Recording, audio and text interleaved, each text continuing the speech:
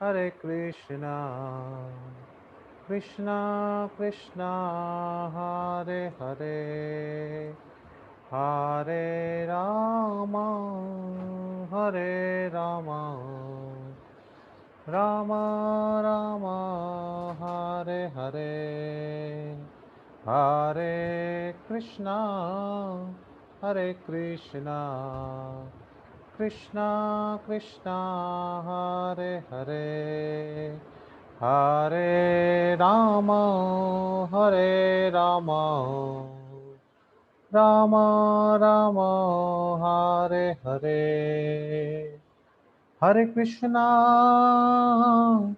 Hare Krishna, Krishna Krishna, Hare Hare, Hare Rama, Hare Rama, Rama Rama, Hare Hare.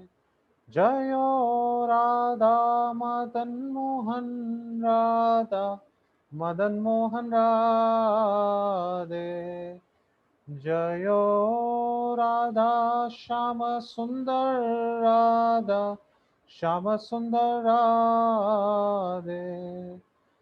Jayo Jayo Prabhupada Prabhupada Prabhupada Jayo Jayo Prabhupada. Jai Shri Shri Radha Madhav ki Jai, Shri Shri Radha Madan Mohan ki Jai, Shri Shri Radha Ras Bihari Ji ki Jai, Srila Prabhupada ki Jai, Grantaraj Srimad Bhagavatam ki Jai. First and foremost, I welcome you all to this program, and I also thank the kind audience who has agreed to spend their time listening about the glories of the Lord. So, yes. Also, if somebody can give me a co-host access so that Everybody can share. You can share. I can share, and also if I can record, it would be nice. I can Yes, record yes, it. yes. So, first and foremost, thank you everyone for taking this time out. Prabhuji, you And can record. Sorry. Yeah, you yeah, can. thank you, Pro. And taking this time to spend out here on a Saturday evening to talk about a very, very interesting topic today, which was very nicely opened up yesterday by His Grace Achintya Kopesh Prabhu. He gave us a beautiful rendition of the pastime of Kaliya.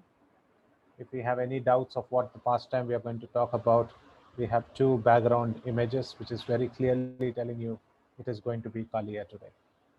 But specifically, we are going to talk about this side, which is the Nagapatnis, that is the wives of the Kaliya, praying to the Lord. So, entirety, this is around, say, um, 21 to 22 prayers, but it is very beautifully described in the Srimad Bhagavatam. So, we would take the help of Srimad Bhagavatam, and as usual, we would go through the commentaries of the Acharyas, and we will also try to see practical applications. So, before we start, we would take the blessings of the Acharyas, without whom our pride of understanding these verses are just like the hoods of the Kaliya.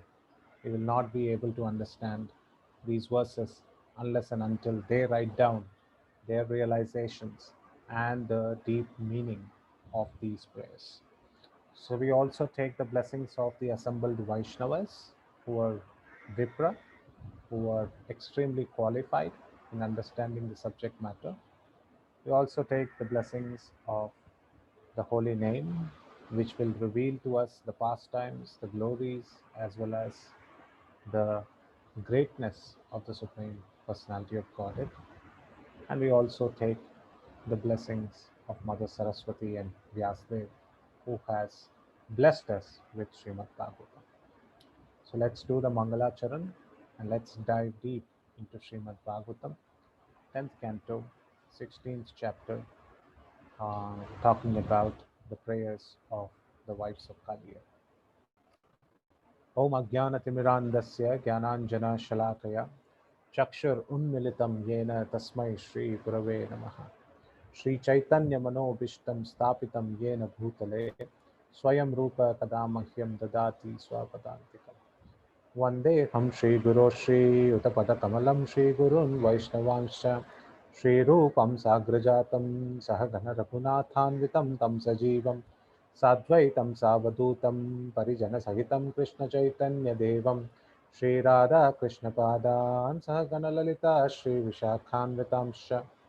हे कृष्णा करुणा सिंधो दीनबंधो जगत्पते गोपेश गोपिका कांत राधा कांत नमोस्तुते तप्त कांचन गौरांगी राधे वृंदावनेश्वरी वृषभानुसुते देवी प्रणमामि हरिप्रिये नमा ओं विष्णुपादाय कृष्णपृष्ठाय भूतले श्रीमते भक्तिवेदांत स्वामिन्नति नामिने नमस्ते सारस्वते देवे गौरवाणी प्रचारिणे निर्विशेष शून्यवादी पाश्चात्य देशतारिणे जय श्री कृष्ण चैतन्य प्रभु नित्यानंद श्री अद्वैत गदाधराम श्रीवासदि गौर भक्त वृंदम हरे Krishna Krishna Krishna Hare Hare Hare Ram Ram Ram Hare Hare.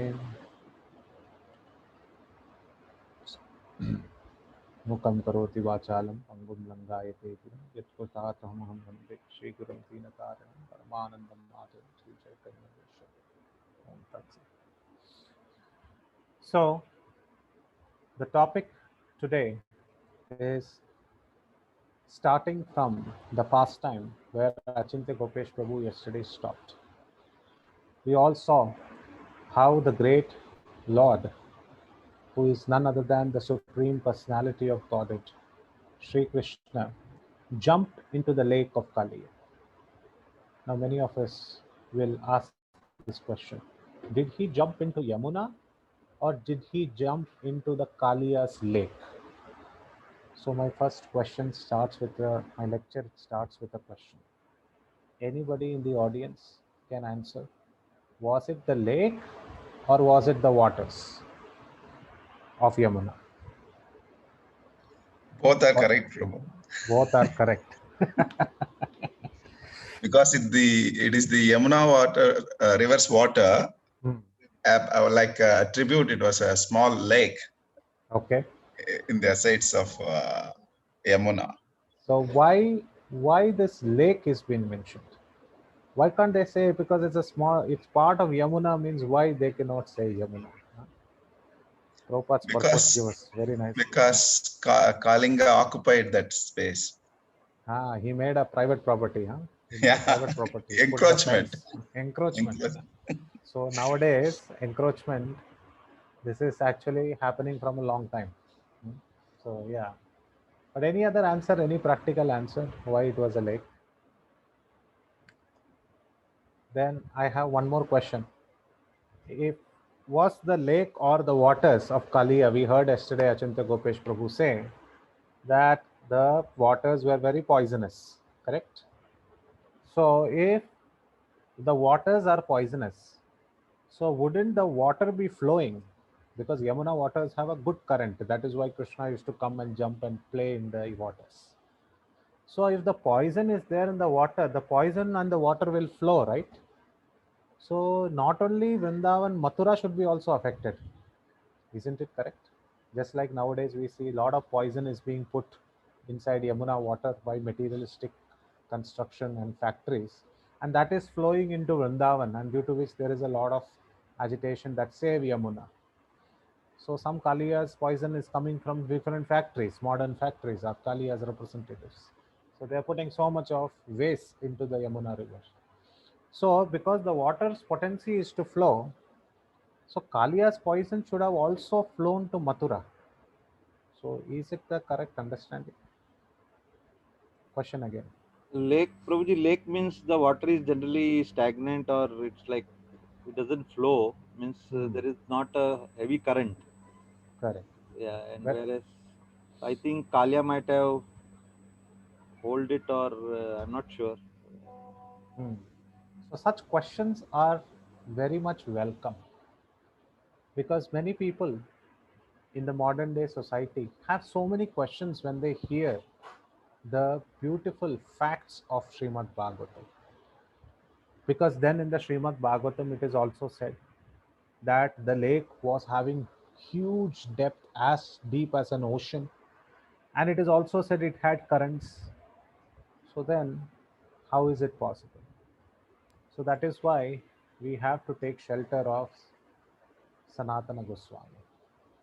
Sanatana Goswami very beautifully explains this, and he explains very minute details of this place where Kalia was present. And by getting those realizations and those particular aspects, we will be able to see as if this pastime is happening right in front of our eyes. So, what does Sanatana Goswami say? He tells exactly the position of this lake, and he gives the description of this Kaliya's lake. He says this Kaliya's lake was on the southern side of the Yamuna river, and it was, as Ravipati Prabhu said, it was not in the main current of Yamuna, it was a little bit aside from the currents of the Yamuna. The waters of Yamuna used to come inside this lake, but the current of Yamuna was not active in the lake. How was this lake? This lake was around 1 yojana wide. What is the description of the lake? Srila Prabhupada gives very nicely. Sridhar Swami also mentions very nicely in the fifth This verse of this chapter. It was around 1 yojana wide. 1 yojana is 12 kilometers or approximately around. Hanuman jumped 100 yojanas to Sri Lanka. But here it was 1 yojana, 12 kilometers. It is huge. The lake formed was huge. And it was impossible to cross over by great demigods.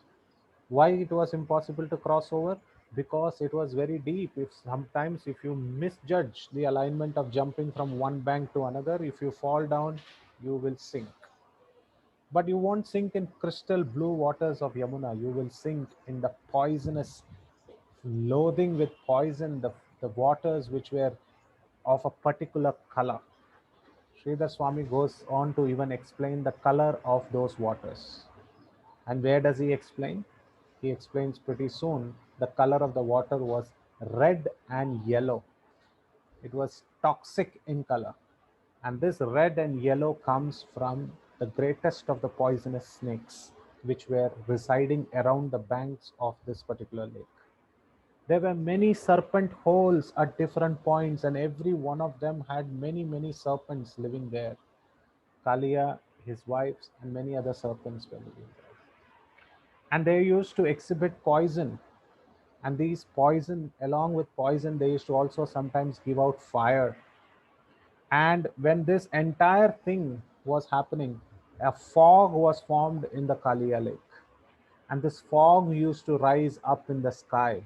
This toxic fumes used to rise up in the sky. And when this toxic fumes used to rise up in the sky, sometimes a small blade of grass floating in the sky, carried by the wind, will just drizzle down and will start to fall near the lake and in the middle of the lake. But it will not even hit the waters of the lake.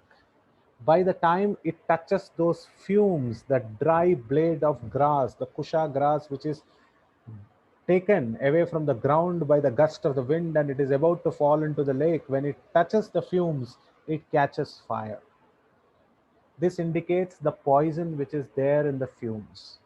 It is so, so poisonous. And if any person feels that how can fumes be poisonous, they should go and visit Bengaluru and they should see some toxic fumes coming from certain lakes catching fire. So this is not a very foreign phenomenon, but this is the poison coming from the serpent snakes. So how Kalia used to live there? Srila Prabhupada gives a very mystical quotient of Srimad Bhagavatam. See, Srimad Bhagavatam is so wonderful. Many people go today to find superhero movies and superhero action movies because they find a lot of fiction and fantasy there. But in Srimad Bhagavatam, everything is scientifically explained. So it is said that Kaliya used to live in those waters and he used to exhibit these fumes, these toxic fumes, and this poison, that the entire water was red and yellow in color. But he used to stay underneath the water and he had built a palace for himself. Now you might be thinking, why would a snake build a palace? Because Srila Prabhupada says that Kaliya had a special mystical power. And what is that mystical power? He had the mystical power of Jalastambha. What is this Jalastambha? Prabhupada and Sridhar Swami says this Jalastambha means the art of architecture of making solid items out of water. Now, this is not known by our modern state architecture. Otherwise, they will make flyovers over the rivers and oceans very easily. They don't have to drill the ocean floor, put a great amount of concrete and brick and create a pillar, and on top of that they have to put a bridge. But Kaliya was not like that. He used to create a small whirlwind out of water and he used to create a pillar which used to be appearing as solid, and it used to take care of bear lot of weight. This architectural technique was called as Jala Stambha. Stambha means pillar. Jala means out of water. And Kaliya used to know this technique. And with the help of this technique, he used to live in this palace. And while living in this palace, he was constantly engaged in troubling the living entities. How he used to trouble the living entities? By exhibiting his poison and exhibiting his bad activity of pride and crookedness, which we heard about yesterday. So much so that even a small bird, which if it is flying on top of this particular lake, because of the fumes, it will catch the bird's feathers into fire and they will fall down into the lake, and it is said in Srimad Bhagavatam they will begin to boil. So they will get cooked completely in the poisonous waters, and all the living entities used to get distressed. So all these were happening in and around the lakes. And we heard yesterday that how Sri Krishna, climbing on the Kadamba tree, he actually adjusted his yellow dhoti, and along with that his curly hair were falling on both sides, so he adjusted his curly hair, tied his turban very nicely. Vishwanath Chakravarti Thakur says not only his kamarband, which is the waistband, he tied his rasagandha, he tied his hair also very nicely. He tucked them up inside his turban. See, Krishna is a very stylish boy. He was a very style Raja of Vrindavan. Everybody used to look at him and get enamored. So he had a very beautiful quotient. So if you actually see here on the right hand side, look at the way his yellow dhoti is flying. And this was also mentioned in the Srimad Bhagavatam. So all these pictures which are painted right out of the verses which are appearing in Srimad Bhagavatam. The very reason you see this yellow dhoti flying on the top on the right side of the shoulder, there is a verse highlighting this particular thing. And this is actually showcased in Srimad Bhagavatam. So all these finite details of the Lord is captured very nicely by Shukadeva Goswami. And he is telling Raja Parikshit about this. And what is Parikshit Maharaj's mood? Parikshit Maharaj's mood is, I want to hear more and more about this particular activity. Right? So he says a very beautiful prayer, and I would like to share that prayer. And this prayer should be memorized by everyone. And this is the beginning of this particular shloka. And this is very beautiful. I hope you can see the screen. Can somebody confirm that they can see the screen? Can you see the screen? Yeah, Prabhuji, but if you can Okay. expand fully, better. Oh, is it not expanded? Is this good? Yeah. Okay. So this says in text 3 of this chapter, Brahman Bhagavatastasya Bhumna Swachhandavartinaha Gopalodara Charitam Kastrupyetamritam Jusan. If somebody comes and asks you, hey, do you want to hear Srimad Bhagavatam? This verse should be our answer. Brahman Bhagavatastasya. O Brahmana, whom is he addressing? Shukadeva Goswami. Who is he? He is a Vipra. Vipra means Varakshate Priti. That means one who can fulfill the heart completely with the stories of Krishna. He is called as Vipra.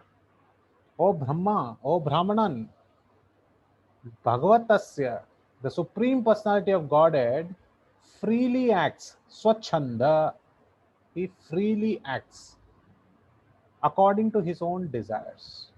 And what is his quality? And what are his pastimes quality? The pastimes quality are called Bhumna, that means they are unlimited. And what are these pastimes? Gopalodara Charitam. This is very nicely mentioned.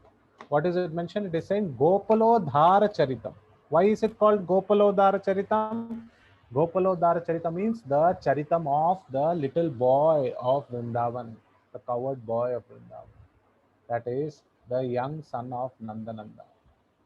But at the same time, you can have a different meaning, and that is why Vishwanath Chakravarti Thakur is a very great acharya. He says Gopalodhara Charitam also means you can fulfill our go. That means you can completely fulfill our entire senses with the charitam, with the beautiful narrations of Krishna. He also mentions, because he is talking about Brahmana, he is saying Gopalo is also referred to Sukadeva Goswami. Now you might be thinking, we have heard only Gopal as Krishna. Why would Parikshit Maharaj call Shukadeva Goswami as Gopal? Because he is saying that he is the master of all the speech. He is the master of giving speeches and oratory performances or lectures.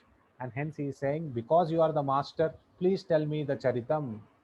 Because how can one be satiated? Kastripyetam amritam jusam.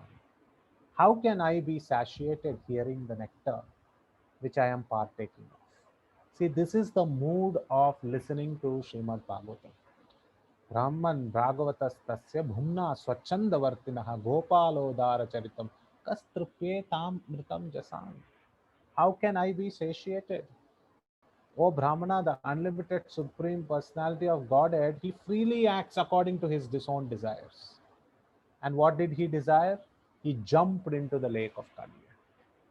And it is said that in one of the places it is said, when he jumped into Kaliya, there was a flood. A great flood happened. And this is where that shloka comes. And it is very interesting to see this. When the Supreme Personality of Godhead landed in the serpent's lake, look at what they are saying. Landed. That means the Lord jumped of his own. That is what Parikshit Maharaj is saying. That he acts according to his own desires. The snakes there became extremely agitated and began breathing heavily. And when the snakes breathe heavily, poisons come out, and further polluting it with volumes of poison. This lake was a toxic, complete toxic. And when he jumped into the center of the lake, the snakes kind of put more poison into the lake. But look at what he says. The force of the Lord's entrance caused the lake to overflow on all of its sides. So just like tsunami, when you put a giant stone inside a bucket of water, from all sides of the bucket, the water spills. Similarly, in this lake, when Krishna jumped right into the center, the waves were formed and it kind of flooded all the sides. But the beauty of Srimad Bhagavatam is it actually tells you how long it flooded. It said that it poisonous fearsome waves flooded the surrounding lands up to a distance of 100 bow lengths. Now everybody might be asking, what is this bow length description? What is this bow length? So how many of you have seen wheat grain? You might have seen wheat grain, right? Small grain of wheat, or some small germ of barley. If you keep those small kernels of barley together, 8 of them, if you keep together, you get the size of one thumb. So if you keep one barley, on top of that another barley, third, fourth, fifth, 6th, 7th, 8th, you will get the size of one thumb. And then if you measure 3 thumbs like this, 1, 2, 3, you will get the size of one palm. 8 barley makes the size of one thumb. 3 thumbs makes the size of one palm. 3 palms, if you hold out your hand, 1, 2, 3.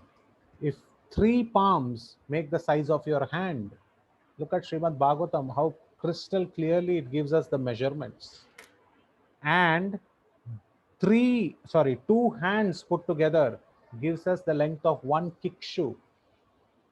And 2 such kick shoe gives us the length of one bow length. This is the transcendental measurement given by Sridhar Swami. 8 barley germs makes one thumb. 3 thumbs make one palm. 3 palms make one hand. 2 hands makes one kick shoe. And 2 kick shoes makes one bow length. And how many bow lengths did it go through?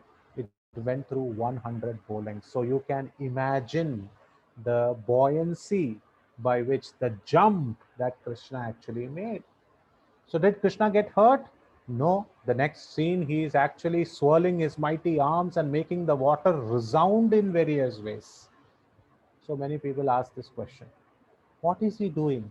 He jumped into poisonous lake and he is resounding the waters. So our Sanatana Goswami mentions and Vishwanath Chakravarti Thakur mentions that Krishna is playing musical sounds. And many people, if we actually see, this is like our Chaitanya Mahaprabhu. He is jumping from the spiritual world into the material world and taking Sankirtana as a moment and driving out the Kaliya from our heart, quelling the pride and dancing on the tongue of all the practicing devotees by giving the holy name Hare Krishna, Krishna Krishna, Hare Hare, Hare Rama, Rama Rama. So finally, when he danced on top of the Kaliya, Kaliya finally surrendered. And when he surrendered, then came the Nagapatnis, the wives of the Kaliya. And that is our subject matter.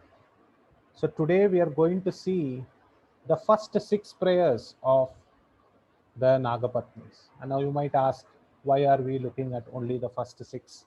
We can look at 10 verses. Why are we going slow on it? The answer is, the Nagapatnis divided their prayers in this way. It is not Haridas Varija's decision, it is Nagapatni's decision. The first 6 verses, they spoke about how Krishna, you punished our husband. You did a fantastic job. Huh? Have you heard sometimes wives speak like this? Somebody else punishes the husband. And if a wife has got a camaraderie or some friend, wives will say, the punishment he got, acha hua inko mila. It's good that he got it this way. So that kind of a rapport the wives of Kaliya have with Krishna. Of course, the rapport in the sense they know him. They know him more than how Kaliya knew him. So the first 6 verses, they are saying it is the right decision. You punishing Kaliya by dancing on top of his head is the right decision. So today we will see from the verse 30 to 36. So this is the first verse which is mentioning how these Nagapatnis emerged out of water. Because our subject matter today is not Kaliya and the Kaliya Nartana, because that was got covered yesterday. Today the subject matter is about the Nagapatnis. So let's just look at the verse, text number 30. Srimad Bhagavatam says, Tachitra Tandava Virugna Fanas Sahasro Raktam Muker Urvaman Rupabhagnagatra Smritva Charachara Gurum Purusham Puranam Narayanam Tam Maranam. Please look at this word, very important. Narayanam Tam Aranam Manasajjagama. My dear Parikshit, Sukdev Goswami saying, Lord Krishna's wonderful, powerful dancing trampled and broke all of Kaliya's 1,000 puts. It completely broke. And why is Sukdev Goswami saying this? Sukdev Goswami is saying, Parikshit, Krishna broke the 1000 hoods of Kaliya, broke by dancing. He is a little cowherd boy, but his heels, when it hits on top of the hoods of Kaliya, it breaks not only the pride of Kaliya, but literally breaks the hoods of Kaliya. And why is he saying, my dear Parikshit? He is saying, my dear Parikshit, because he is saying, just like a king would punish an evildoer, Krishna is also punishing an evil person. So you can relate, right? So just like you would also punish someone, Krishna is also punishing someone. So he is also very dear to you. So he's saying, my dear Parikshit, he broke his 1000 years. Then what happened? Raktham Muker Uruvaman Nripabhagna Gatra. He said that profusely Kaliya started vomiting blood. Now this is very important. Why he is talking about vomiting blood? He did not get COVID. Till now, this time he was actually emitting what? Poisons. But every time his hood was emitting poison, Krishna gave his parshani. Parshani means his heels. Krishna gave the heel every time on the back of the hood of Kaliya. And every time he vomited more poison. As soon as there was more poison accumulated in his fangs, in his Jacob's fin, which is called as the serpent's Jacob's fin, behind which there is an entire quotient of poison, he used to spurt it out. Krishna will give one more blip on the back, and that will make him choke out more poison. So much so that he went empty of poison. Now blood started coming out. He started vomiting blood. So the poison is completely over. And this is what happens, my dear devotees, when we chant and we take the lotus feet of the Lord on top of our heads. All the anarthas, the poisons come out. Lust, greed, anger, all this comes out. And what comes out, Sridhar Swami says, is the blood, which is the pure consciousness of Krishna. And that is what is happening. So Krishna is actually transforming, maybe looking like punishment, but Krishna is doing the transformation act. He is a real IT engineer, not the IT, information technology, the inner transformation engineer. Krishna is the real inner transformation, transforming personality, because he is seated in the inner chambers of our heart. He knows how much anartha, how much poison is there. So in our heart, which is like a Kaliya's lake filled with poison, Krishna dives right in the center and dances on those anarthas and stamps it out unless the pure consciousness comes. And finally recognized. Who recognized? Then when in pure consciousness, Kaliya remembers what his Nagapatnis told him, what his wives told him, that please surrender unto Krishna. He is the supreme personality of Godhead. Why? Because he is the master of all moving and non-moving entities. He is the Narayan. So, Narayanam tam aranam manasa jagama. Now, these three words are very important, my dear devotees. Narayanam tam. Tam means him, who is actually stamping on his head. Narayanam. He is Narayana. He is Krishna. Aranam. Now, this is a way. In Tamil, we say Sharanam. And in Sanskrit also we say Sharanagati. But here he is so much battered on his head. His tongue says Aranam. And his tongue is not saying it. Manasa Jagama. Within his mind he is saying. So Sridhar Swami and Sanatan Goswami and Jiva Goswami is saying, Kaliya is famished. He cannot even utter one word because so much pounding he got on his head, and now he is carrying the Aadhaar card on all his hoods. What is his Aadhaar card? 2 lotus feet of Krishna. Everywhere he goes, he just bows down, shows the Aadhaar card, scan code. Everybody scans. This is lotus feet of Krishna, entry. This is how it happens. So Kaliya is actually within his mind. He is approaching Krishna and saying, you are the supreme personality of Godhead. At this opportune time, when Kaliya is surrendering to Krishna, at that time what happens? The Nagapatnis come up. And you can see in the picture that how they also come up on the hoods of Kaliya or also they have their own body of a snake, and in their mouth they appear as a human form of life, and they come. And here it says, Krishnasya Garbha Jagato Tribhara Vashnam Parshni Prahara. Parshni Prahara means his heels was doing the prahara, was doing the striking. Prahara means striking. Parshni Prahara Pariguna Fanattapatram Drishta Vahimadhyam Upasheduramushya Patnya Arta Slatadvashana Bhushana Keshabanda. It says that when Kalia's wife saw how the serpent had become so fatigued from the excessive weight of Lord Krishna. Now, how is Krishna having so much weight? How is Krishna having? He's just a small coward boy. He didn't carry a cow. He didn't. He just had one small weightless bamboo flute on his waist. What was he carrying? What was the weight that he was carrying? And Srimad Bhagavatam explains, he is carrying the entire universe in his abdomen.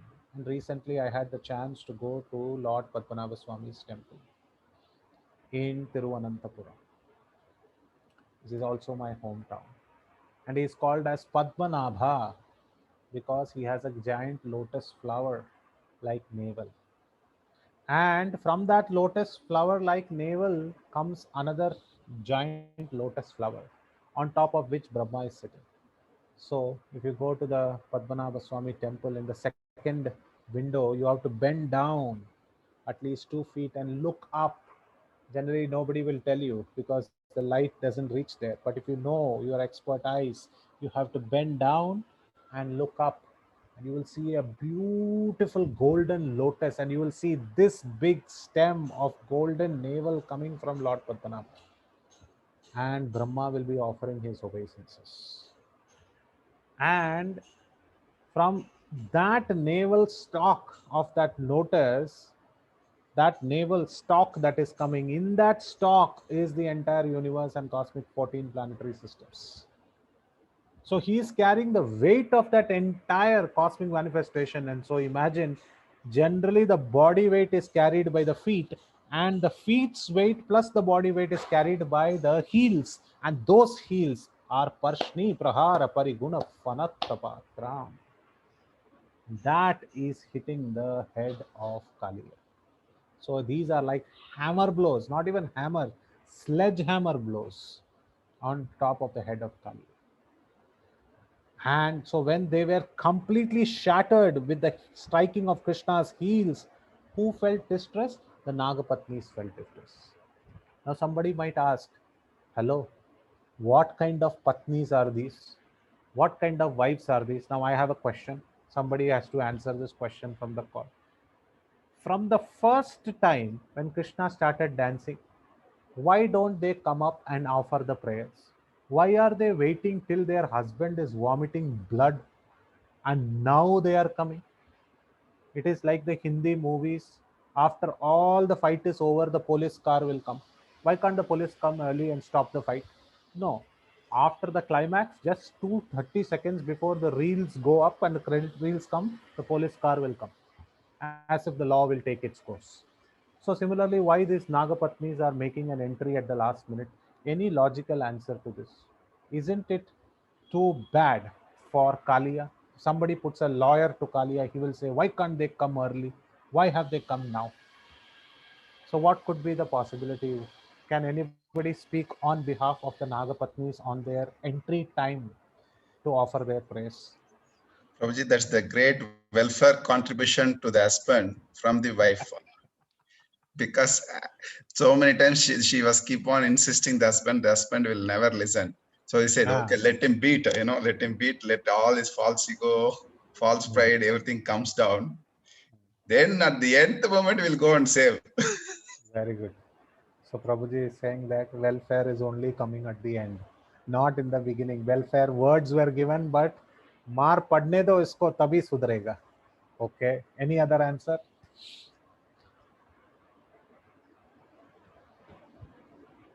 Okay, we can have different points of view. Any other answer? Why the ladies are coming at that time? Prabhuji, Why can't they come early? Yes.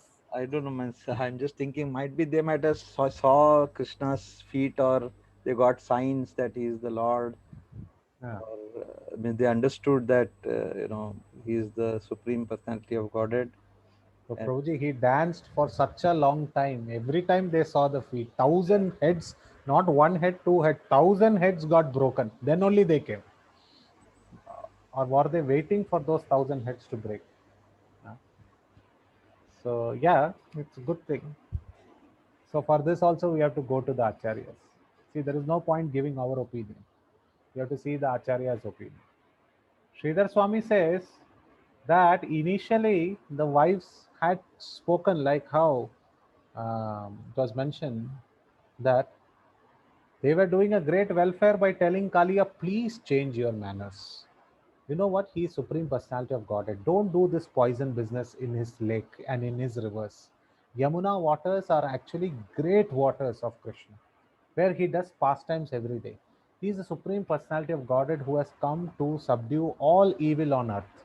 So don't be evil to him. So, like that, they used to instruct Kalia. So, they used to give them good counsel. So, this is a great learning that we should learn that the best counsel comes from people who know us, and they tell us, this is your fault. Please change. But you know what? Familiarity breeds contempt. This happens that those who know us tell us our faults because they are very familiar to us, we don't listen to them. And this is what Kaliya did. And then we have to get hammer blows on our head from Krishna's lotus feet. But for that, Krishna has to be merciful.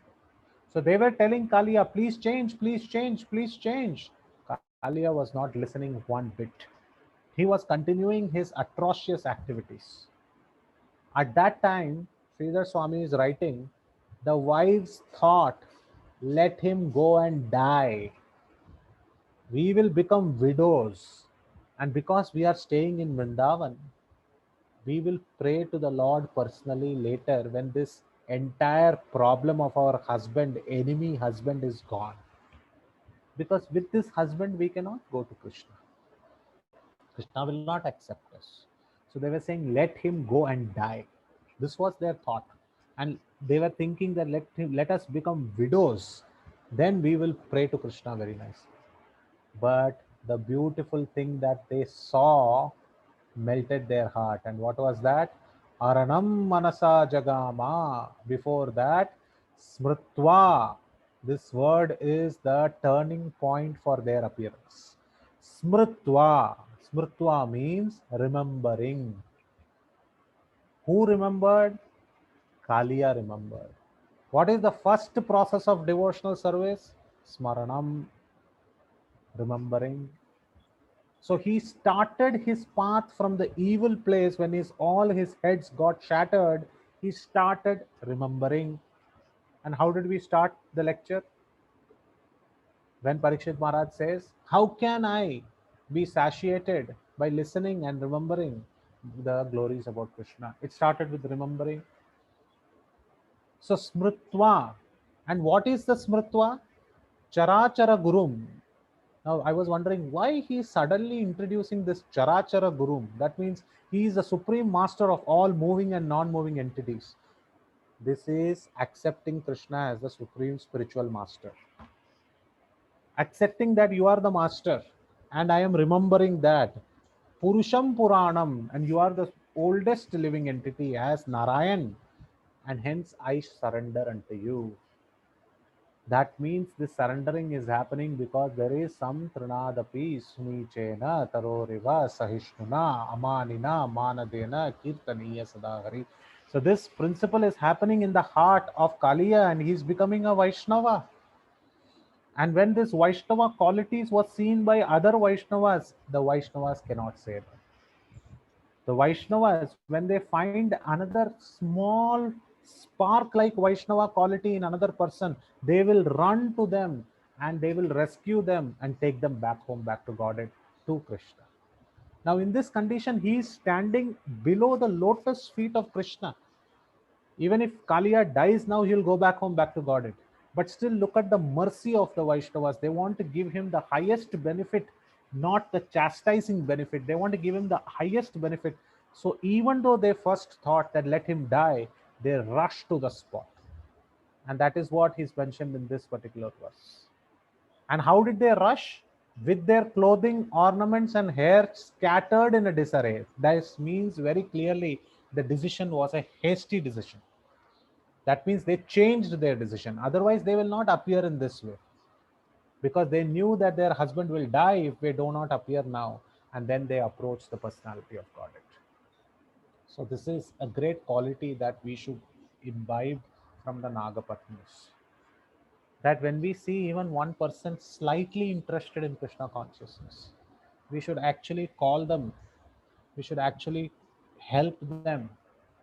Even if they were our enemies, they had done a lot of difficulties, they have given us a lot of difficulties, but when we see that they have a slight interest in Krishna consciousness, we should flame that interest. We should offer prayers for that person, and we should try to do our best to bring that person to Krishna consciousness. This is a lesson of the sadhus. This is the lesson of the Vaishnavas. And here he says, according to Vishwanath Chakravarti Thakur, Kalia's wives had been disgusted with their husband because of his demoniac attitudes. And this is what Vishwanath Chakravarti Thakur says: if this atheist is killed by punishment, then let him be killed. We will become widows and engage in the supreme laws. So nicely Vishwanath Chakravarti Thakur is explained. Then they started speaking to the Lord. And this starts the prayers. He starts saying, Tastam suvigna manaso atap pushkaratabaha kayam nidhaya bhuvi bhuta pratim pranemuhu sadvaya kritajali putaha shamalasya bhartu mokshapsava sharanadam sharanam prapanna. They say their minds very much disturbed. Those saintly ladies, now they did not share the same qualities as Kaliya. They were very saintly in nature. So what did they do? Placed their children before them. Very important. And I would like to ask a question. Why did they say that they placed their children before them? And then bow down to the Lord of all creatures, laying their bodies flat upon the ground. Here also I have a question. They desired the liberation of their sinful husband. They had a desire. And shelter of the Supreme Lord, the giver of ultimate shelter. Thus they folded their hands in supplication and approached him. So I have a first question. First question is, they laid down their bodies flat upon the ground. Please see the picture here. Do you see any ground? How can they pay obeisances in water? Any answer?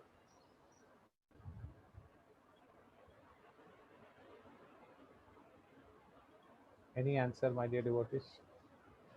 How can they pay obeisances in the water? So where is the ground? Let me ask this question. Asking such questions is correct or false? Because it is there in Bhagavatam. Should we ask such questions or not?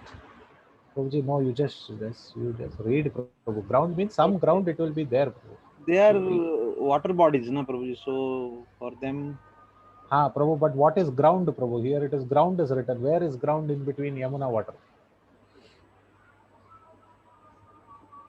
Is it a right question, Ravi? yeah, it's the right question. Definitely. So no, now some new real estate is available in Yamuna, Prabhu, right now. Yeah. There is some ground is being mentioned. So again, our Acharya has mentioned here, it seems like there was an island in between that lake. Sanatana Goswami says, it seems like there was an island. And Vishwanath Chakravarti Thakur says, ground means the lake's bottom ocean floor, just like the lake floor, it is the bottom floor.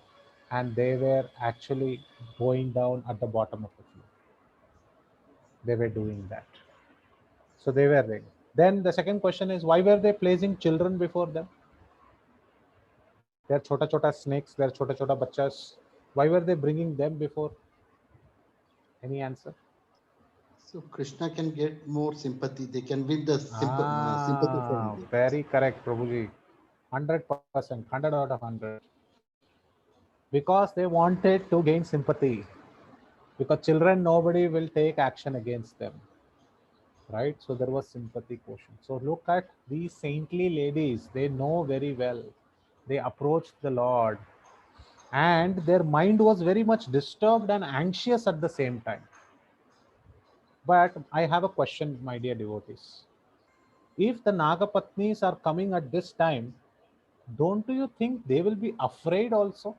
Because right now they saw the chastisement of the husband. Left, right, and center, his heads were broken.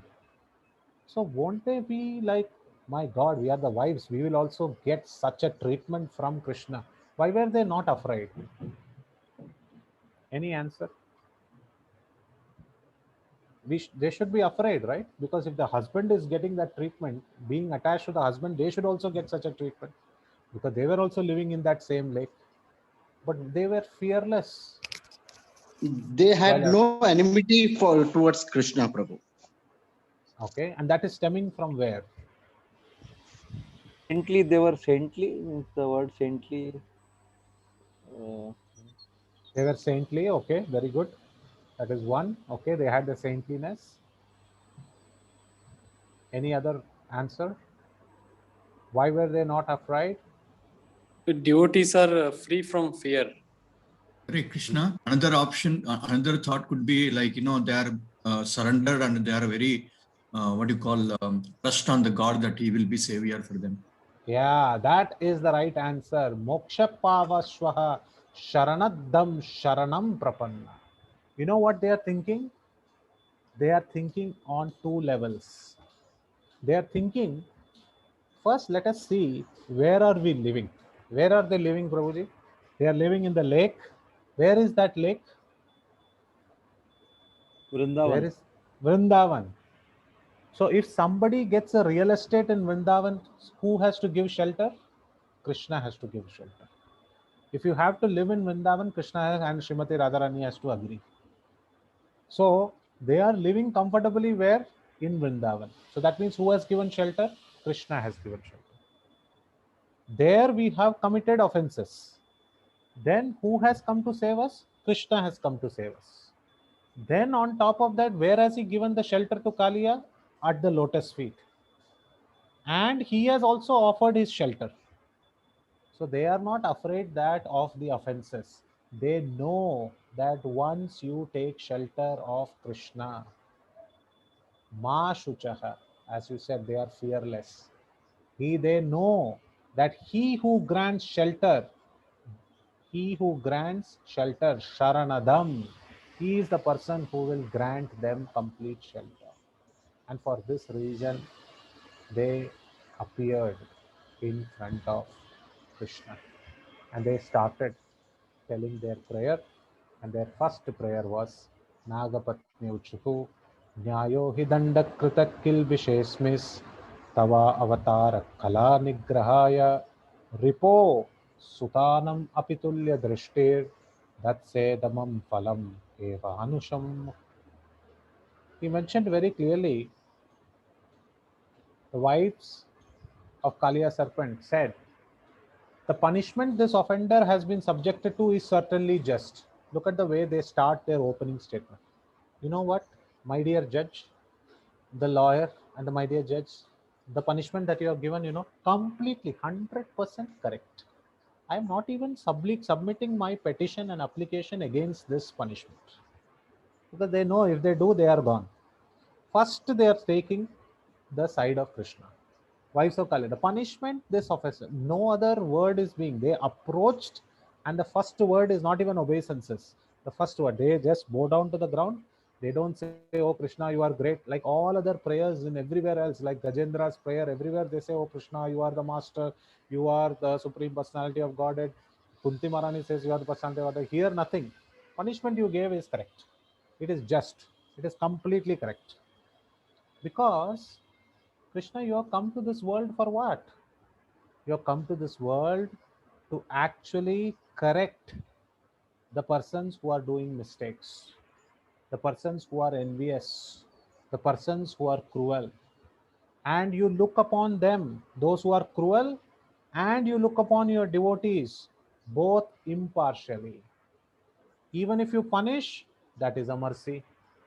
If you show mercy, that is greater mercy. So your punishment is equivalent to mercy. We see that in the pastimes of Manigriva and Nalakuvara. Right? How Narada Maharishi, he gave actually a punishment and a curse, but it came out to be a great mercy. So he said, you look equally upon your enemies and your own son, and your own sons. That means that Krishna considers everyone as their sons. He considers them, thinking that even if they are like my sons, they sometimes do the mistakes, they sometimes do improper activities, they sometimes do. So let me excuse them. Sometimes he scolds them, gives them punishment, but that punishment is supreme mercy. And because that person knows very clearly that that punishment will ultimately give them all great fortune. And here he says that you have appeared here for spreading devotion, and for that particular quality. What devotion? Why is they mentioning about devotion? Because here they are saying that you danced on top of the head of Kaliya, broke his pride and crookedness, and finally he started remembering you and your glories. And for this reason, and for this reason alone, you have actually danced on his head to give devotion. Similarly, the holy name also dances on our tongue when we actually chant very nicely. It dives deep into the heart and suppresses all the effects of anarthas, and it gives us pure love of Godhead. So hence chanting is very, very important. And here the Nagpatnis are saying you have equal vision. So even if we do mistakes, we should understand from this verse that we should not do mistakes. But even if we do mistakes, Krishna actually, what he does, he bestows his mercy by sometimes correcting us. So when Krishna corrects us, we should not move away from Krishna. We should accept that correction which is given by him or his devotees or by spiritual master as the greatest gift. Once Loknath Swami was mentioning, the first instruction of Srila Prabhupada to Loknath Swami was, don't shake your legs. It was a chastisement. And at that time, it was so heavy that he felt very, very scared. And after the lecture of Radha Damodar, where this particular instruction was given, they were all going back, and Loknath Swami's entire shoulders were shrugging down. And he was despondent that I wanted to please my spiritual master. I came all the way from Maharashtra and I wanted to please the spiritual master. And the first thing I got was chastisement. First instruction I got was chastisement. And at that time, when another god brother came and said, you are such a wonderful devotee that Srila Prabhupada personally takes care of you, and he gave you this instruction, don't shake your legs. Now his complete paradigm changed. The spiritual master sometimes is very heavy on us, but it is actually for our benefit, because this is resembling the same way how Krishna acts with his devotees. Showcases great amount of punishment, but that punishment is ultimately for the benefit of the soul. And hence they submit their first prayer, they slowly move to the next two prayers which doesn't have purport, we'll cover, and then we'll stop here. And that is where we are 34, 35 and 36. And they are astonished at this particular gesture of Krishna. They're saying, what have you done here? It is actually mercy for us. You have broken the head of our husband. It is actually mercy for us. Since the punishment you give to the wicked certainly drives away their contamination.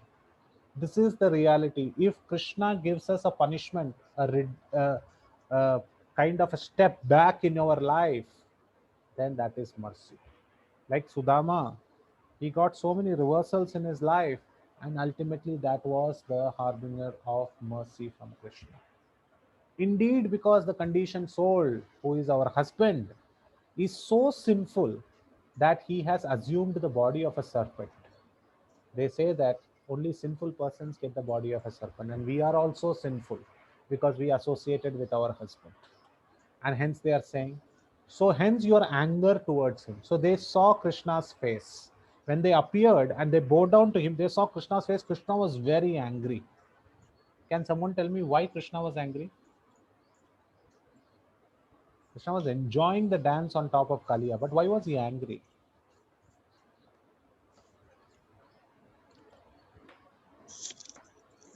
Because here it is said, your anger toward him is obviously understood to be a mercy. Why was Krishna angry? Hare Krishna, probably Kaliya was disturbing the devotees of Vrindavan. Yeah, because looking at the way Kaliya coiled Krishna, many cows, many animals were on the brink of the banks crying out for Krishna. And when Nanda Maharaj and Yashoda Maya appeared, they wanted to enter into the lake and protect Krishna, and Balram checked them. And at that time, Yashoda Maya was so much in fear that her tears had dried up. And looking all of that, and Krishna was motionless. Krishna was standing in the waters while Kaliya completely wrapped him around. Krishna did not move.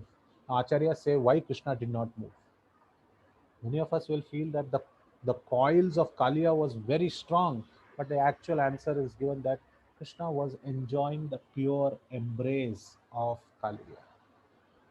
This is the answer. Krishna Chakravarti Thakur, a Rasik devotee of the Lord, says the immediate embrace of Kaliya made him stunned in ecstasy. Krishna was stunned in ecstasy. This is the reason Krishna Chakravarti Thakur gives.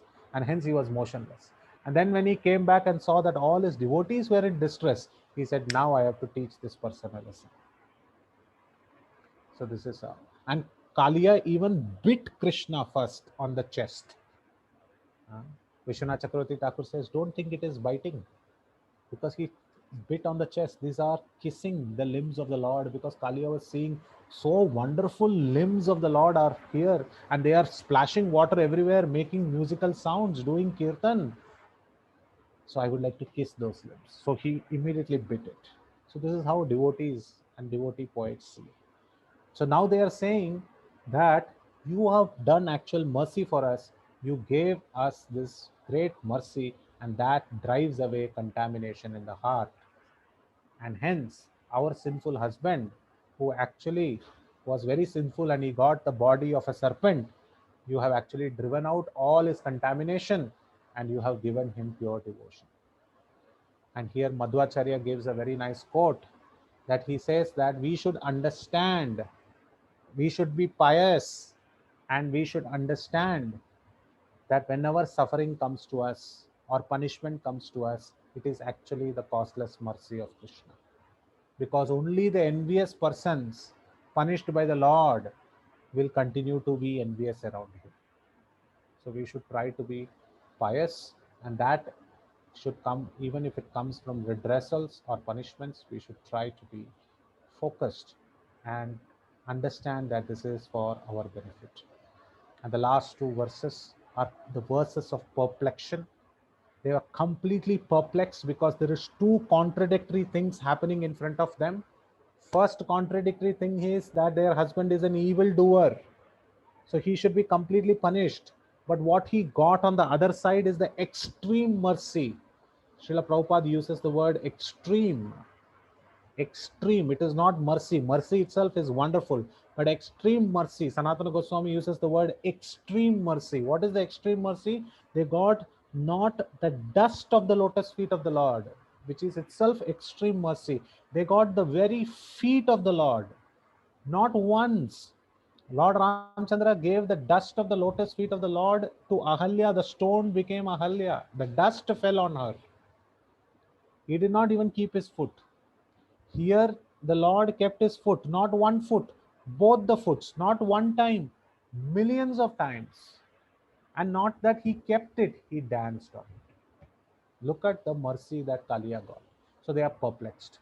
They are completely not understanding what did he do in his previous life. How can he get this mercy? How is it possible? So they are saying this. Tapahas sutaptam kim anena purvam They start the sentence with saying, Tapaha, what austerity? Did our husband carefully perform austerities in a previous life? And what kind of austerities give you these benefits is exhibited in this sloka. What is the first austerity? With his mind free of pride and full of respect for others. This is nothing but Trinadapi Sunichena Taroriva Sakishtuna Amanina Amanadena Kirtaniya Sadahari. Mind free of pride and full respect for others. So, did he follow the Trinadapi Sunichena? Is that the reason you are pleased with him? Or did he, some previous extent, carefully execute religious duty with compassion for all living entities? Suhridam Sarva Bhutanam. Was he compassionate to all living entities? But they are looking at his behavior now, which is totally opposite to both of these. Still, Krishna came and gave mercy. So they are completely perplexed. They do not know what is happening. So please explain to us. So finally, they say, O Lord, we do not know how the serpent Kalia has attained this great opportunity of being touched by the lotus dust of your lotus feet. Because even the goddess of fortune performed so many austerities for centuries in Belavan, she is still sitting and doing austerities and giving up all other desires and austere vows, but still she has not got this. So in fact, they are perplexed. So sometimes the greatest learning is, if we are perplexed, we should ask it to the Lord. How is that Krishna has given this mercy? The answer is, it is causeless. Causeless, the cause is causeless. There is no cause for giving his mercy. It is not by austerities we can get Krishna. It is not by Ekadashi Vratas we can get Krishna. It is not by chanting 64 rounds daily we can get Krishna. Remember, these are all great catalysts which will attract Krishna. But for Krishna to give himself, there was a word in Srimad Bhagavatam which we heard, Swachhanda. He is independent. So he will give to a devotee only out of his causeless mercy. We have to do the endeavor, but that endeavor is not driving the mercy. Don't think that we do 100% endeavor, we will get 100% mercy. No, endeavor has no bearing with mercy. When we do endeavor, it attracts the mercy, but it is not bestowed. The bestowing of the mercy is only by causeless feature of the Lord. He bestows because he is Abhigyana Swarat, he is supremely independent. So here in this case, Kalia got the mercy which nobody others got it. He got the dancing form of the lotus feet of the Lord on top of their heads, because of which Swamanaha, he actually did the Sharanam. From his mind, he did the Sharanam, thinking that the Lord is the Supreme Personality of Godhead. The Nagapatnis appeared, they paid their obeisances, they glorified the Lord, and they said, the punishment given to you is completely correct. And now they are completely perplexed that why our husband got such a kind of mercy. And they will explain further after giving how this punishment is correct. Then the 10 verses that they will speak, which we will see next time, they will speak about how they pay their obeisances, and in the last 6 verse they will talk about their prayerful submission to Krishna. So this is divided into 6, 10 and 5. The first 6 verses are agreeing to the punishment, the 10 verses are the obeisances to Krishna, and the 5 verses at the end are their prayerful submission. So we will see all of that in the next lecture. But today we will stop here and we'll pray to Shri Radha Krishna, and who is also the supreme divine dancer, to also dive deep into the heart of us, which is like a Kalia lake filled with so many anarthas, and bestow the musical sounds of flapping of his arms,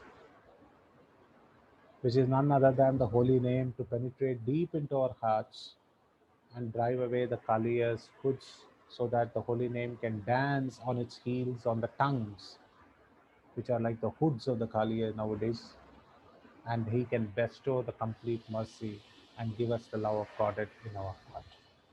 So with that prayer, we will stop here, and I would invite any questions, comments, or any corrections, because there would be so many mistakes. So definitely interested in getting corrected. यदत्र स्खलितं किञ्चित् विद्वांसं पूरयन्तु तत् यदत्र सौष्ठवं किञ्चित् तद्गुरो एवमेव. If there is any mistakes, you are all Vidwans, please correct it. And if there are any good things in the lecture, this all goes to our acharyas who are none other than Sridhar Swami, Sanatana Goswami, Jiva Goswami, Sri Vishwanath Chakravarti Thakur, Jagat Guru Srila Prabhupada, and finally Madhvacharya. So these answers are brought from their translations. So this glories goes to them and not to me. जय श्रीला प्रभुपाद, कालिया मर्दन लीला की जय, नागपत्नीस की जय, नागपत्नी वृत्तांत की जय, ग्रंथराज श्रीमद् भागवतम की जय. If there are any questions or comments, we can discuss.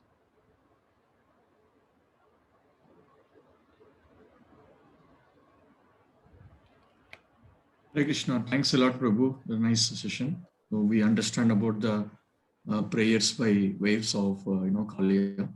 Yep. Thank you. Hare Krishna Prabhuji. Yes, Prabhu. Yesterday I somehow missed that point that Balram was there when he jumped, or purposefully he had gone out and he wanted this Leela, and then he came with Yashoda and Nand Maharaj. Means he could have averted this, what is I understand. Yeah. Or So the answer is in Srimad Bhagavatam itself. He was not there at that time when he jumped inside. In fact, they saw that from the outskirts of Gokula that there were certain evil omens. Let me just go to that verse. I can answer that verse directly from Srimad Bhagavatam.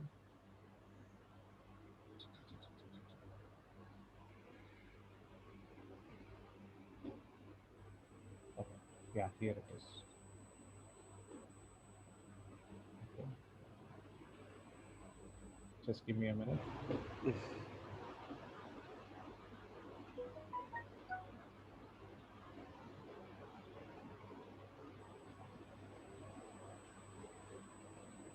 Yeah. So if you see in the Vrindavana, then there are those three types of omens: those on the earth, those in the sky, and those in the bodies of living creatures. Sridhar Swami says that there were earthquakes, there were meteors falling, and the left eye were quivering. At that time, here they says that here in the yeah, there. The Supreme Lord Balrama, the master of all transcendental knowledge, smiled and said nothing when he saw the residents of Vrindavana in such distress, since he understood the extraordinary power of his younger brother. So here is when Balram is entering the scene and he is seeing that Krishna is right now standing motionless and people are falling unconscious looking at Krishna. At that time, he just smiled. And in fact, there is a beautiful place in the translation of Sanatana Goswami that this is how Balram actually talks to the elderly Gopas. So when he saw that Nand Maharaj and Yashoda Maya was entering into the water, because people say, what kind of parents, suddenly if the child is right there in the water, serpent is coiling around him, why did they not enter water? So they were also entering the water. At that time, Balram stopped Nanda Baba and he just looked at Mother Yashoda and smiled. And looking at the smile itself, it was very, very pleasing to them and they stopped immediately. In fact, and then there is also one other place where it is given. Yeah, this is the verse I was looking at. Tan alaksha bayo dvigna gopananda purogama vina ramena ga krishnam. This is the verse which says that Balrama was not there. Vina ramena. Vina means without. Ramena means Balaram. Ga, the cows, and Krishna. So the translation here is given is because Krishna had gone to herd the cows that day without his elder brother Balaram. So this, I hope this answers the question. Yeah. So Thank you, Prabhuji. Wonderful class, Prabhuji. Hare Krishna. any other questions or Hare Krishna, Prabhuji, Dhamma Pranam. Hare Krishna, Arjun? Thank you so much for your time, Prabhuji, and thank you for letting me join today. Yeah. Prabhuji, in the concluding remarks, you had mentioned that it is just it is absolutely Krishna's causeless mercy that he would bestow his mercy. It is not out of our endeavors, not Yeah. not strictly out of our endeavors. Yeah. So I just wanted to understand that at times when there is turmoil and there is internal or external agitation, we are always advised, and you've always learned that we are to turn to the Lord and make extreme prayers for so that He makes a divine intervention, or His mercy becomes even more relevant Yeah. at that period of time. So how is it how are these two things to be understood? Is it futile for us to make any attempt at in crisis, and or No, is it just no. The way we understand this is very simple. So the way we understand is whenever we have troubles, of course, we have to put our hands in the chanting bag and we have to chant the holy name because that is the only thing that can help us. And that will attract the Lord to bestow His mercy. And 99 out of 100 times, He does bestow His mercy also. Sometimes He punishes, but that is also mercy, which is also what we are seeing today in the prayers. But what we should understand very, very clearly is that because of my chanting 16 rounds, because of my chanting 64 rounds, I have got the mercy of the Lord. That is not correct. We have got the mercy because then what does that mean from a tattva point of view, from a logical point of view? If you chant 16 rounds and because of that Krishna gives mercy, then Krishna is bound to that law, isn't it? But Hmm. Krishna is independent. If Krishna is independent, he should not be following any law because then that law is superior to him. So, from that point of view, he will not be bound to that law, but still he bestows. That is his magnanimity and his magnanimous nature.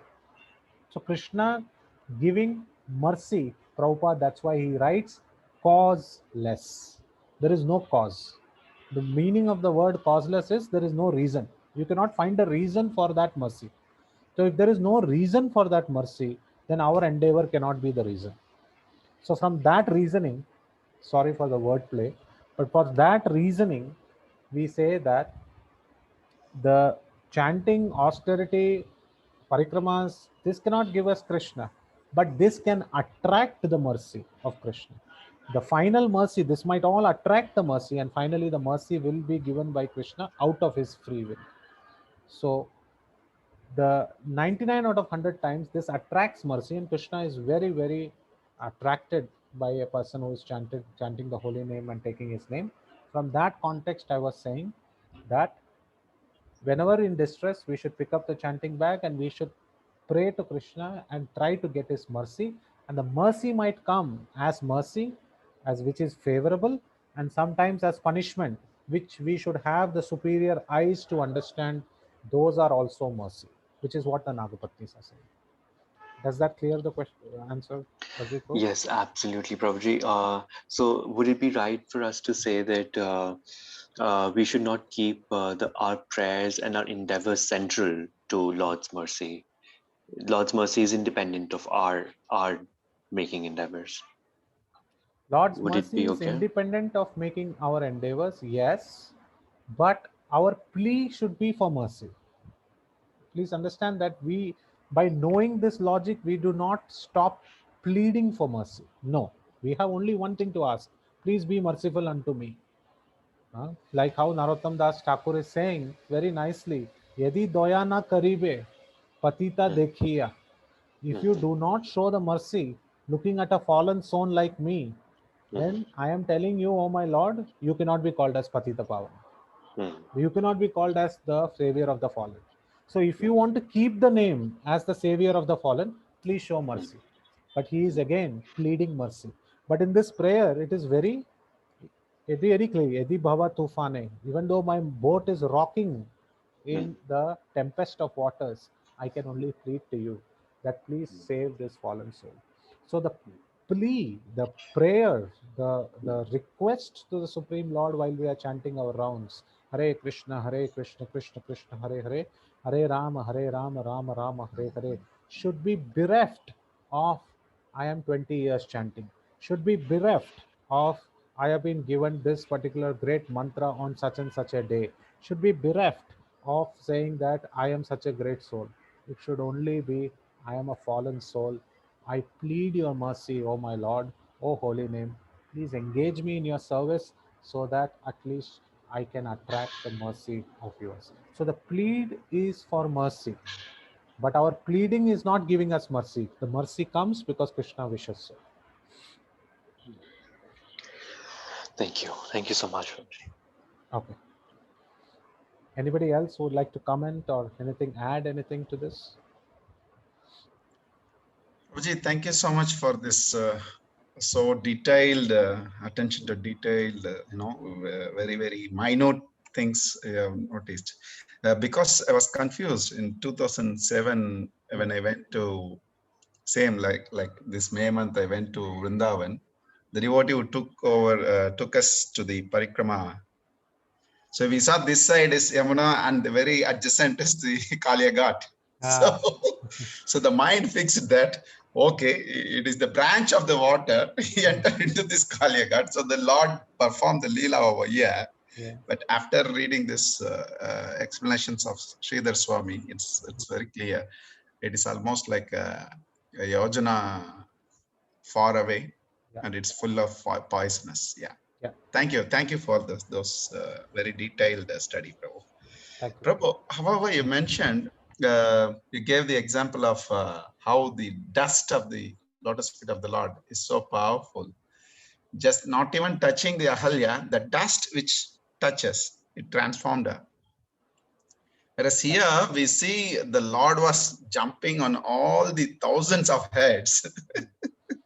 So how we could understand this mercy, like so much time, the Lord in a fraction of a second when he glances, the entire universe manifests. That is the potency of the Lord's, the glance or dust particle in such a things. But here we see how is mercy act differently for a devotee or differently for a envious person? How we can understand?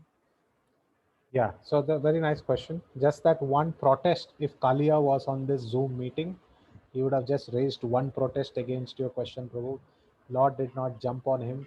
Lord actually striked him with his heels.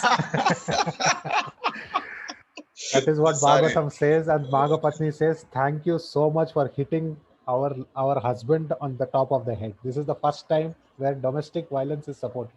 So anyway, but nevertheless, your question is very valid.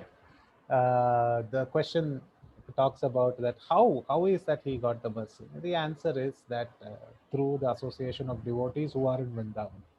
Because he got the shelter of Shaubari Muni, who of course fell down later, but when he actually gave that particular suggestion that you stay here, he was in the shelter of Shaubari Muni.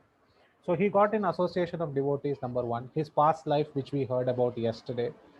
But again, if you actually take away these two can be seen as motive, the real answer is causeless mercy. Causeless again it's causeless. There is no cause. There is no reason why Shishupal, because this is the same question Yudhishthira Maharaj is asking in the 7th canto.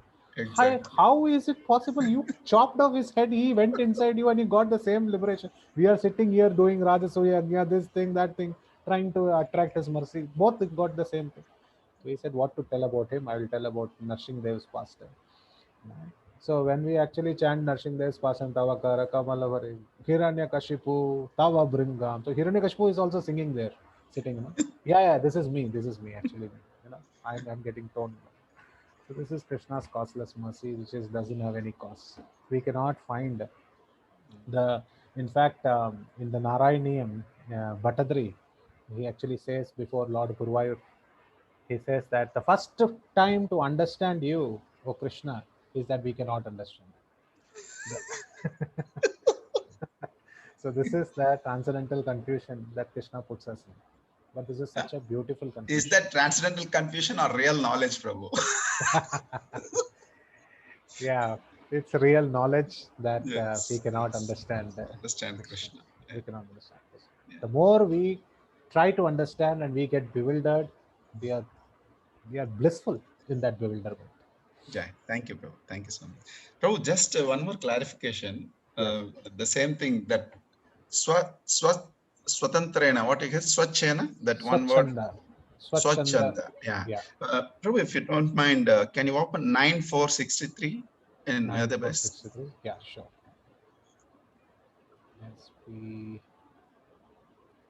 If we go back to... No, there you can type in the top itself, SB 9463. Yeah. Fine. 4 Ambrish Maharaj. Yeah, it's like totally contradictory between this statement and Lord's this statement, but let's see. 63. Yes. Shall I read? Aham bhakta paradino. This is a very great verse. Hey Ashwantara iva dvija. Aswatantra. Aswatantra. So Swatantra, Aswatantra. He's saying, I don't have independence. But we call him, you are Swarat. You have complete independence. You are not dependent on anyone. And the Lord's statement here is, no, I don't have any Swatantra. Aswatantra. It's clear, very clear. We assume, no, you are independent. He says, no, I don't have any independence. Yeah. This translation I liked very much how beautifully Prabhupada has put in context. Please, Prabhu. Yeah. The Supreme Personality of Godhead said to the Brahmana, I am completely under the control of my devotees. Indeed, I am not at all independent. Because my devotees are completely devoid of material desires, I sit only within the core of their hearts. What to speak of my devotee? Even those who are devotees of my devotees are very dear to me. Aham bhakta paradina. Yes, this is true. And we understand that this is... So, as a devotee, see, this is a transcendental game, This is a transcendental game where the devotee will always glorify the Lord and the Lord will always glorify the devotee. So, if you ask me, the Lord is saying that I am not at all independent. I am completely under the control of my devotee. But I would say the Lord is choosing which devotee under whom I should be under control. Yeah. So he's independent. Again, he's independent. So he's clearly cheating us. He's saying that he's independent. So this is my understanding. But Krishna, you are choosing Bilo Mangala Thakur. You are choosing Srila Prabhupada. You are choosing. You are going yourself. But Krishna is saying, no, they are attracting me. So this equation will go on, Prabhu. This equation we cannot. Excellent. So in the same context, which you explained just before to Ajit Prabhu, this is what it means. So because I did all this, you have to give me mercy. We cannot demand. We can't do that. But here says, what to speak of my devotee, even those who are devotees of my devotee are very, very dear to me. So in that case, the other verse, 1836, Prabhu. Yeah, there also he says. First canto, he says very clearly to, I think, to Bhishmadev. He says, 1836. Yeah, prayers 15:20. Here also he says. Yes.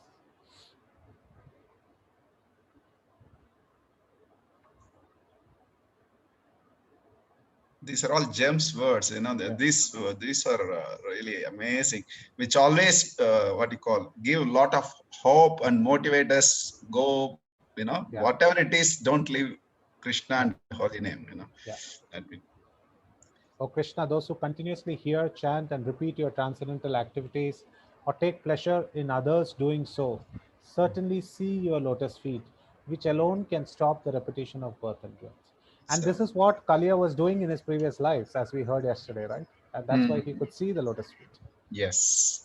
Though he born as, so much envious person, serpent, still that what he has performed, it makes him qualified to see the Lord's lotus feet. It may not be immediately, but certainly. Yeah, definitely.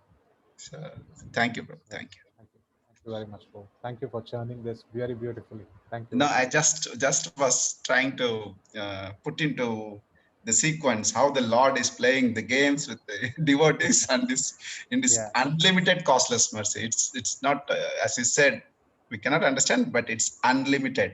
As Narottam Das Thakur says, you know, if you are, he's threatening actually to the Lord.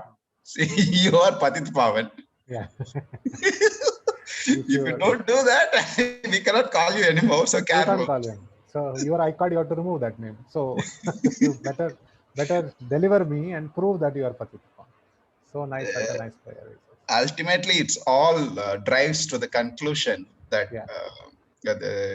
As Chaitanya Mahaprabhu taught us, Yata tatava vidadatu lambato mat prananatastu sayeva naparaha. So whatever you do, you beat me and make me cry or slap me, whatever it is, you're my one and only master. Yep. Wonderful, Prabhu. Wonderful. Thank you so much. Hare Krishna. Okay, we'll have the Japa talk. So we'll stop here and we will embrace the Japa talk. Yeah. Over to you, Prabhu. Hare Krishna. Thank you so much, everybody. Thank you so Yes. much, Prabhu, for chanting. Purushottam Prabhu, very nicely you chant. Thank you so much. We will have a Japa talk by Ravi Pati Prabhu now. Hare Krishna. Ravi Pati Prabhu, ready? Yeah, yes, Prabhuji. Hare Krishna. I will share screen, Prabhuji. Just we will listen to this video audio from His Grace Rukmini Krishna Prabhu.